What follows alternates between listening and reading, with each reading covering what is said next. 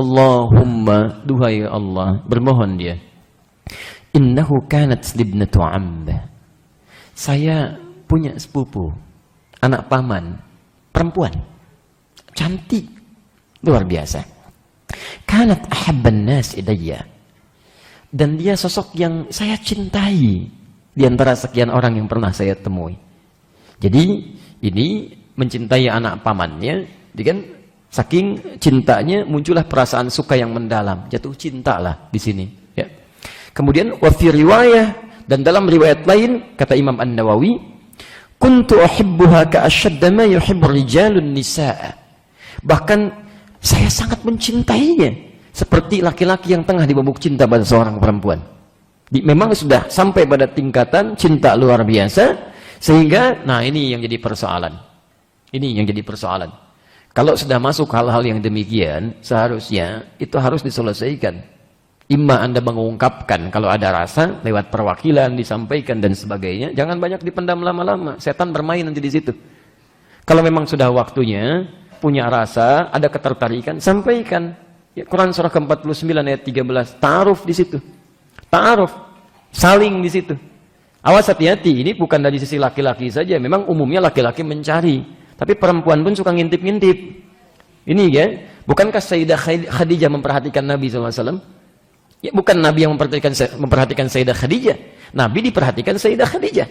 Jalan dengan pembantunya, asistennya Maisarah, diceritakan Rasulullah Muhammad itu begini sallallahu alaihi wasallam. Diperhatikan lagi oleh Sayyidah Khadijah setelah mantap dengan akhlaknya Muhammad sallallahu alaihi wasallam. Kata beliau, tolong sampaikan utusan kepada pamannya agar berkenan melamar saya. Jadi dari dua sisi itu ada, bisa berlangsung. Ada ketertarikan, ya lewat orang yang bisa lebih baik mengenal dirinya. Tanyakan bagaimana pribadinya dan sebagainya. Sampaikan. Kalau diterima, alhamdulillah. Kalau belum ditolak, masih ada peluang. Kan? Berusaha lagi. Tidak sama sekali, sudah jangan nekat. Kan? Banyak mungkin yang lain yang itu hanya mengantarkan pada Anda untuk kreatif lagi mencari cara yang lebih baik. Ya, jelas ya? Baik, ini tidak dia pendam, setan datang ke situ. Apa yang terjadi? Sudah, hati-hati ya. Ini sudah rumus nih. Ada setan-setan yang masuk pada orang yang sedang dimabuk suka, dimabuk cinta. Hati-hati itu. Termasuk setan yang pernah menggoda Imra'atul Aziz, istri pembesar di masa Nabi Yusuf. Silakan cek. Ya, hadir di rumahnya dalam suasana sering ditinggal oleh suaminya, gitu kan? Gantengnya luar biasa, dilukiskan di Quran surah ke-12 ayat 31 itu, posisi paling kanan, Masya Allah. Perempuan-perempuan kalau lihat Nabi Yusuf sedang motong-motong begini, teriris tangannya. Wa qatta'na aydiyahunna, sampai-sampai ketika lewat teriris tangannya. Wa qulna hasya lillahi ma hadza basyara in hadza illa malakun karim. Ini sih bukan manusia, ini malaikat yang sedang menyamar. Saking gantengnya. Lewat teriris itu. Jadi pria-pria yang ganteng sekarang jangan terlalu bahagia dulu. Ibu-ibu lewat di hadapan antum belum tentu kepleset. Nabi Yusuf tidak, Nabi dan ganteng luar biasa. Tapi persoalannya apa? Ada di rumah, dilihat oleh perempuan, punya perasaan, tapi tidak bisa mengontrol diri. Setan datang ke situ. Berbuatlah sesuatu yang tidak diinginkan. Inilah terjadi, setan masuk ke sini, maka apa yang terjadi dengan setan itu? Seperti apa dia menggoda? Orang kedua menengadah kepada Allah bermohon. Allahumma ya Allah, sungguh saya pernah mencintai seseorang, anak paman saya. Begitu besar cinta saya kepadanya sampai saya dilarung cinta luar biasa, layaknya anak muda yang tengah jatuh cinta pada seorang perempuan. Fa'aradtuha ala nafsiha, maka saya pun memaksakan dirinya untuk menjadi atau menerima cinta saya. Dia menyampaikan dalam keadaan mendesak si perempuan itu supaya mengikuti keinginannya. Ya. Famtana'at minni hatta alammat biha sanatun minas sinin. Maka penolakannya itu begitu membekas pada hati saya. Terluka saya dengan itu. Sampai saya merasakan penderitaan berlangsung dalam hitungan tahun. Membekas. Masya Allah, cinta yang tertolak, keinginan yang tak terpenuhi. Sudah disiapkan, pengen-pengen disampaikan, tiba-tiba ditolak, gitu kan? Dalam keadaan yang tidak biasa. Sampai satu ketika, faja'atni, sampai datanglah dia kepada saya. Ini tidak dijelaskan di sini, tapi dalam riwayat lain disebutkan bahwa bapak si perempuan ini, ya bapak si perempuan, pamannya si yang tadi, itu terlibat satu pinjaman kepada laki-laki ini. yang belum terlunasi.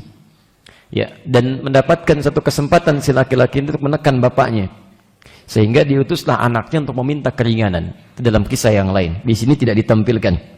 Maka ketika datang si perempuan ini, fa'ataituha 20 wa 100 dinarin. Saya berikan kepadanya 120 dinar keping emas. Jadi kalau dikaitkan dengan kisah yang semula, tidak hanya sekedar meringankan, awas hati-hati utang bapaknya, tapi kalau mau mengikuti keinginan saya berikan 120 keping emas, dinar emas. Tidak mudah itu tawarannya. Ibu kalau dikasih emas 120 kilo mau enggak? Awas hati-hati, tapi tawarannya ini enggak mudah, kehormatan diri. Sedangkan manusia, khususnya perempuan, itu diisyaratkan oleh Al-Quran, seringkali, hati-hati, seringkali larut kehormatan dirinya, atau bahkan keadaan dirinya itu, dengan tawaran-tawaran yang menghadirkan perhiasan dalam kehidupannya. Quran surah ketiga, Ali Imran, ayat ke-14, posisi paling kanan sebelah bawah. Zuyyina linnasi hubbus syahawati minan nisa. Dihiasi laki-laki itu, atau bahkan perempuan, untuk senang pada pasangannya. Di sini laki-laki diisyaratkan karena laki-laki cenderung mencari. Zuyyina linnasi hubbus syahawati minan nisa. Dihiasi laki-laki itu senang terhadap perempuan. Wajar, normal. Artinya kalau laki-laki senang ke laki-laki, tidak normal dia. Awas hati-hati, fitrahnya demikian. Begitu sebaliknya. Jangankan manusia, binatang pun begitu. Silahkan antum cek, kambing jantan senangnya ke betina Pak. Demi Allah saya katakan, sampai hari ini cek sampai Idul Adha tuh, Anda nggak akan pernah temukan kambing homo.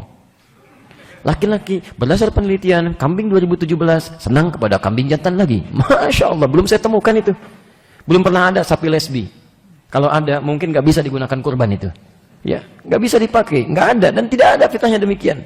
Kambing aja tahu pasangannya. Yang tidak punya akal mengerti pasangannya. Masa yang punya akal tidak mengerti siapa lawannya? Hati-hati ya. Ini sesuatu yang tajam ditontonkan kepada kita. Ada yang salah dengan pemikiran manusia di sini. Baik. Maka hubbus syahawati minan nisa wal banin, senang mendapat keturunan. Awas, setelah itu apa? Wal qanatiril muqantarah. Jika perhiasan-perhiasan yang dikumpulkan, ditanam, dihadirkan minadz zahab, emas. Dan ini disandingkan kepada perempuan. Di perempuan cenderung lebih senang dengan emas sebagai perhiasan dalam dirinya. Awas, baik emas yang digunakan di jarinya, emas tono, emas toni, emas asep dan sebagainya. Tidak hanya itu, perhiasan yang melekat pada dirinya cenderung senang. Makanya di perhiasan bagi dirinya. Wajar Pak kalau perempuan minta emas. Nikah juga maharnya emas, karena itu yang menghiasi bagian dari dirinya. Tampak bagian keindahannya yang mesti dijaga dalam kehidupannya.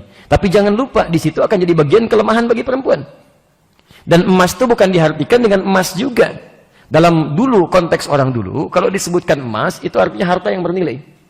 Bisa uang banyak, bisa hadiah, bisa macam-macam. Tuh, jadi bukan cuma pada emasnya saja, maksudnya sesuatu yang bernilai, senang barang gitu. Senang sesuatu yang bisa digunakan. Bisa tampil dalam keindahan. Ini poinnya. Dan tidak sadar kadang-kadang itu jadi satu kelemahan. Dan ini terbukti sampai hari ini. Tidak sedikit perempuan-perempuan tergoda oleh laki-laki tertentu yang nakal. Gitu kan? Hanya diberikan tawaran-tawaran harta benda tertentu lalu menggadaikan kehormatan dirinya. Itu yang harus luar biasa dijaga. Hati-hati. Zaman sekarang sudah luar biasa. Ya, saya ada kolega ustadz berdakwah khusus di daerah Doli itu pada saat itu. Yang ditutup di Surabaya itu tantangannya luar biasa. Memang nangis kita itu kalau dengar-dengar kisahnya. Alhamdulillah sudah ditutup. Semoga Allah berikan keberkahan pada orang-orang yang terlibat dalam kebaikan. Tapi jangan dikira mudah itu. Kalau sudah masuk ke dalam dunianya, tidak mudah untuk keluar. Bahkan menyadarkan saja tidak mudah. Datang ustadz kolega kami berdakwah di sana sampai nangis itu perempuan-perempuan yang itu ya. Tiba-tiba ada yang seperti tersadar datang. Salah satunya, ustadz, terima kasih telah memberikan pencerahan. Saya terharu kepada ustadz. Terima kasih membuat saya sedikit berubah. Untuk ustadz, saya kasih diskon 50%. Masya Allah. Itu nyata itu. Nyata, terdengarnya seperti lucu, tapi memang nyata. Di cara berpikirnya sudah begitu gitu kan. Jadi kalau sudah kebanyakan berbuat sesuatu yang salah, nanti tertutup itu pintu-pintu kebaikannya. Masuknya susah. 50%. Wa fi adhanihim waqra. Quran surah ke-6 ayat ke-25. Telinga ada sumbatan. Jadi kalau yang haram masuk pada dirinya, beredar dengan darah, jadi daging itu menutup. Ke mata Awas hati-hati. Wa ala absarihim ghishawah, di matanya ada penutup.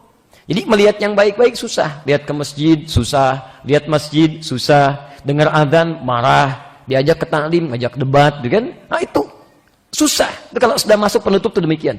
Imma dengan maksiat atau yang haram masuk pada dirinya. Itu yang berbahaya. Nah, jadi saya tekankan sekali lagi, hati-hati ya, hati-hati perempuan-perempuan khususnya, jaga diri jadi kehormatan. Surganya banyak bagi perempuan itu. Pakai hijab ada surga di situ, menutup aurat ada surga di situ, taat pada suami dalam hal kebaikan ada surga di situ. Masya Allah. Ya, karena itu Allah jaga, karena diciptakan dengan penuh keindahan dan surganya ada di situ. Jangan berikan surga pada orang lain yang bukan pada haknya. Ya, maka apa yang terjadi kemudian? Di sini terjebak dia. Kemudian ala an tukhalliya baini wa baina nafsiha fa fa'alat.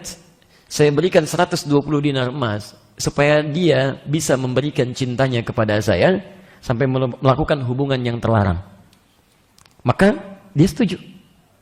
Setuju. Ya, dalam keadaan terdesak datang 120 dinar ya. Masya Allah. Dinar emas dalam konteks dulu itu berharga sekali, luar biasa. Dirham aja sudah dicari, apalagi dinar. 120 keping lagi. Baik ya, tidak mudah tuh tawaran dunia dengan menghormatkan, menggadaikan kehormatan diri, dan itu di hadapan Allah Subhanahu wa taala. Hati-hati. Maka kemudian dia menerima dengan polos pada saat itu, setan masuk ke situ hatta idza qadartu 'alaiha. Sampai-sampai terjadilah kemudian waktu yang ditentukan itu. Ya, saya terjemahkan dengan bahasa yang mudah dipahami.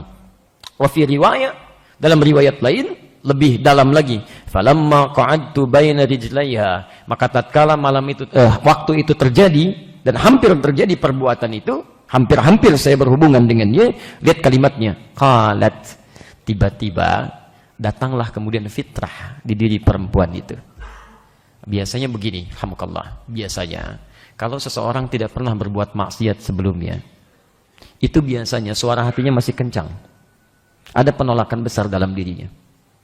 Anda kalau tidak percaya silahkan. Anda belum pernah berbuat misalnya hal yang macam-macam, keluar dari assalam ini pakai sendal orang lain. Coba-coba aja. Ambil sendal orang lain aja, itu hati Anda sudah menolak. Itu bukan punya kamu. Nggak usah diingatkan orang, hati Anda menolak. Karena hati kita cenderung pada kebaikan. Kalau belum pernah berbuat maksiat, itu besar suaranya. Jangan lakukan, jangan lakukan. Tapi kalau pernah Anda nekat kerjakan, itu jadi kecil suaranya. Dan kalau terbiasa jadi populer itu, dan jadi kebiasaan Anda lakukan itu, sudah lain suaranya. Jangan lakukan itu, jangan lakukan. Itu lebih jelek, ambil yang paling bagus yang sana. Nah, itu yang bahaya itu. Itu bahaya, sudah mati suara kebaikannya itu. Yang jelek yang muncul. Nah, jadi ini, anak ini, perempuan ini, karena diasuh dalam pengasuhan yang cukup baik, belum pernah berbuat yang macam-macam, tergoda dengan yang tadi, muncullah kemudian bimbingan Allah. Bimbingan Allah yang hadir saat terjebak dalam perbuatan maksiat, itu disebut dengan burhan namanya. Seperti Allah pernah membimbing Nabi Yusuf alaihissalam ketika digoda oleh perempuan. Siapa namanya? Allah, Masya Allah ya. Ingat tidak disebutkan namanya ya. Bukan Zulaiha dan tidak pakai Siti. Baik ya? Jadi Zulaiha saja sudah salah. Siti Zulaiha salah banget. Ya? Hati-hati, nggak disebutkan. Kalau nggak di Quran tuh kalau cenderung perbuatan yang tidak elok, ya itu nggak pernah disebutkan namanya, jarang, umumnya jarang disebutkan. Karena Quran itu menyalahkan perbuatannya, bukan orangnya. Perbuatannya. Jadi kalau ada orang berbuat salah, Anda jangan gunjingkan orangnya. Tujuan Anda apa sih? Merusak kehormatan orangnya atau ingin memperbaiki perbuatannya? Jadi kalau ada orang salah, perbuatannya diperbaiki, bukan orangnya digunjingkan. Firaun bukan nama asli. Farao dari gelar, Abu Lahab bukan nama asli. Silahkan cek. Ya, Imratul Aziz bukan nama asli. Supaya tidak banyak digunjingkan, itu akhlak Al-Quran. Karena yang salah perbuatannya. Karena belum tentu ada orang nanti punya nama yang sama berbuat yang serupa. Hati-hati. Ya, begitu misalnya ada seorang, kan, berbuat satu keburukan. Padahal belum tentu nama itu digunakan oleh orang lain dengan keburukan yang sama. Akhirnya apa? Namanya yang jadi celaan di situ. Nama misalnya Hasan, kan? Kelakuan misalnya, mohon maaf, tidak bagus. Lalu Anda celah, dasar kamu nama aja Hasan, kelakuan begini, dasar Hasan jelek Hasan. Ingat cucu Nabi itu Al-Hasan. Jangan keliru. Dia jangan pernah mencela nama, itu nggak boleh. Itu nggak boleh. Paham ya? Walaupun keliru misalnya, maka luruskan perbuatannya. Berikan inisial yang tepat ya untuk menginisialkan pada hal-hal yang dilarang. Ya. Saya enggak Ustaz, alhamdulillah, enggak seperti dia tuh. Masya Allah, sebut lagi namanya, itu salah juga. Ya. Teruskan. Bismillah. Qalat, tiba-tiba ketika si laki-laki tadi hendak kemudian mengambil kehormatan dirinya, maka berkatalah langsung di lisannya keluar. Seperti Nabi Yusuf mendapatkan gambaran bayangan, tinggalkan, kan, jauhi. Tidak tepat itu burhan namanya. Maka muncul burhan dalam dirinya. Ittaqillah. Ittaqillah. Wala tanfuddal khatam illa bihaqqih. Masya Allah, ini bahasanya dalam sekali. Bertakwalah kepada Allah. Jangan pakai cincin kehormatan itu kecuali sesuai dengan haknya. Sesuai dengan haknya. Cincin itu kan pertanda mahar biasanya kan? Digunakan, diambil bagi perempuan, berikan. Ya, dibuka penutup. Ya, biasanya perempuan kalau ingin menggambarkan kehormatannya dan dia diberikan gambaran maharnya atau penutupnya disingkap, diambil. Jangan lakukan kecuali dengan haknya. Kalimat pertama itu yang membuat dia kemudian langsung bergetar jiwanya. Diucapkan oleh orang yang tidak pernah bermaksiat sebelumnya, orang polos mau dikerjai, keluar dari lisannya, ittaqillah, bertakwalah kepada Allah. Ini kalimat ini ya, Anda betul-betul jaga kalimat Allah. Jaga betul. Jangan pernah digunakan pada hal-hal yang sifatnya serampangan Anda gunakan. Demi Allah, padahal tidak begitu. Demi Allah itu. Padahal Anda melakukan itu tidak akan berfungsi lagi. Jadi kalau Anda dekat dengan Allah, menjaga kalimatnya, maka Masya Allah. Nabi Muhammad ditodong dengan pedang begini, siapa yang bisa menolong Anda? Tidak banyak bicara, cuma satu kalimat, Allah. Bergetar, jatuh itu pedangnya. Berbalik, sekarang siapa yang bisa menolong Anda? Gak bisa dijawab. Jadi kalimat Allah itu, kalau kita jaga, mendekat dengan Allah, itu begitu keluar, getarannya itu ada. Sampai itu. Karena Anda mengucapkan Allah yang memberikan hembusan kepada relung hati yang paling dalam. Ya, jadi coba nanti pelan-pelan Anda gunakan kalimat-kalimat itu pada kebaikan-kebaikan. Maka apa yang terjadi? Lihat kalimatnya. Fansaraftu anha wa hiya ahabbun nasi ilayya. Tiba-tiba ketika mendengar kata-kata itu, fansaraftu, insarafa itu kaget langsung berpaling. Sarafa, gitu kan? Ada getaran dalam jiwanya, langsung ditinggalkan. Ya, saking kagetnya getaran itu, sampai kata orang ini, lihat kalimatnya, wa taraktu dhahaba alladhi a'taituha. Sampai-sampai saya saking kagetnya, saya tinggalkan bahkan dengan emas-emasnya. Seakan ada kesadaran dalam jiwanya, salah saya ini, salah, nggak benar saya, takut. Masa saya melakukan yang demikian ketika Allah menyaksikan saya? Apa jadinya di hari kiamat? Nah, ini rumus kepada kita. Kalau Anda terfikir berbuat maksiat, langsung bayangkan seketika Allah sedang melihat. Apa nggak malu bermaksiat dilihat Allah? Ada tawaran di kantor, Pak ini proyeknya Pak, sekian ratus miliar, Masya Allah, dilihat begini. Oh bagus juga ya, baik. Tolong ditutup pintu semua begini, Anda mau tanda tangan. Bayangkan ketika tanda tangan, Allah saksikan itu. Apa nggak malu Anda bermaksiat dilihat Allah? Bayangkan saat Anda lihat handphone sendirian begini, Allah melihat Anda, mengamati Anda, menyaksikan Anda. Dan Anda sedang merasa terhina di hadapan Allah Subhanahu wa taala. Kalau belum sampai juga paham, bayangkan seketika meninggal. Saat Anda tanda tangan, Anda meninggal. Saat sedang lihat gosip, Anda meninggal. Saat sedang mencela, Anda meninggal. Kalau sudah nyaman dengan suasana itu, biasanya lebih mudah memalingkan kita dari maksiat. Maka orang ini merasakan bagaimana saya maksiat di hadapan Allah. Allah melihat saya dan sebagai dia tinggalkan. Fansaraftu, saya tinggalkan, saking kagetnya saya tinggalkan. Bahkan dia katakan wa taraktu dhahaba alladhi a'taituha. Saya pun tinggalkan sekalian dengan emas-emasnya, saya relakan untuk dia. Karena kalimat kebaikan yang keluar dari lisannya. Jelas di sini? Baik, saya teruskan dulu. Apa yang terjadi setelahnya? Dia tinggalkan perempuan tadi karena takwa kepada Allah. Takut dengan Allah. Bahkan dia berikan emasnya sekalian, ikhlas karena Allah Subhanahu wa taala. Dengan kalimat yang keluar di lisan perempuan tadi. Maka dia berkata, Allahumma in kuntu fa'altu dzalika ibtigha'a wajhika fafruj 'anna ma nahnu bi. Ya Allah, kalau engkau nilai bahwa amalan itu saat saya meninggalkan maksiat karenamu dan saya berikan emas itu ikhlas karenamu, itu layak menjadi amal yang engkau terima, maka mohon dengan amal itu keluarkan kami dari kekangan batu ini. Ya, itu poinnya. Maka fanfarajatis sakhratu ghaira annahum la yastati'una al-khuruja minha. Batu bergeser lagi, keluar terbuka sedikit. Tapi masih belum buka keluar. Jadi yang pertama tadi berdoa dengan amalnya, batu geser. Nggak didorong tuh. Ya. Yang kedua, nyampaikan amal, batu geser. Tapi belum bisa keluar.